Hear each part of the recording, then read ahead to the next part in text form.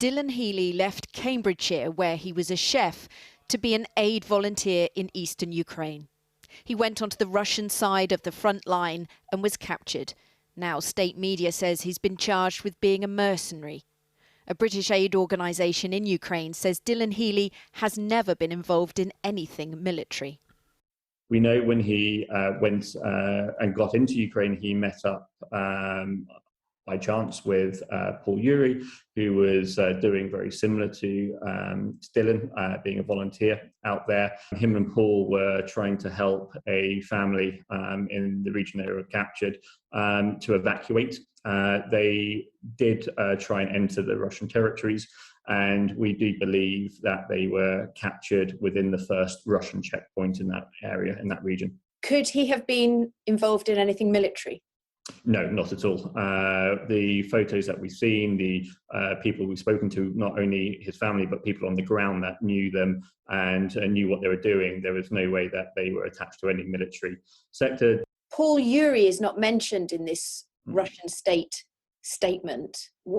How worried are you about Paul Yuri? Well, we know Paul Yuri again. The British government have had contact with him, and so have the Red Cross, and his family have as well.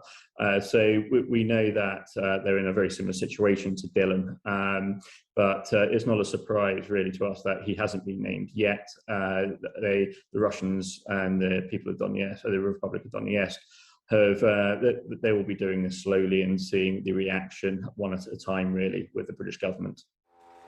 This is Mykolaiv in Ukraine's south, where another Briton Russia's calling a mercenary was captured, military volunteer Andrew Hill.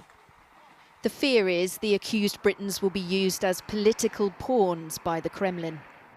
The Foreign Office said it condemned the exploitation of prisoners of war and civilians for political purposes and has raised this with Russia.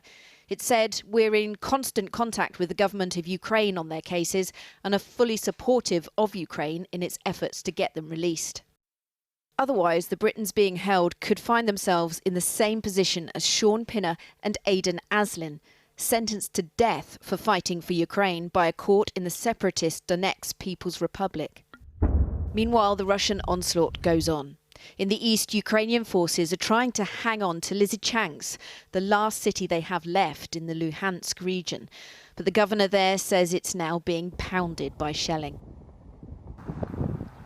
The next-door city of Severodonetsk succumbed last week after a long fight. Anyone young seems to have gone. A few are still here, with no family around them, just ruins.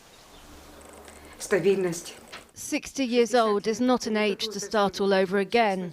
My children won't come back here. They have a 1-year-old baby.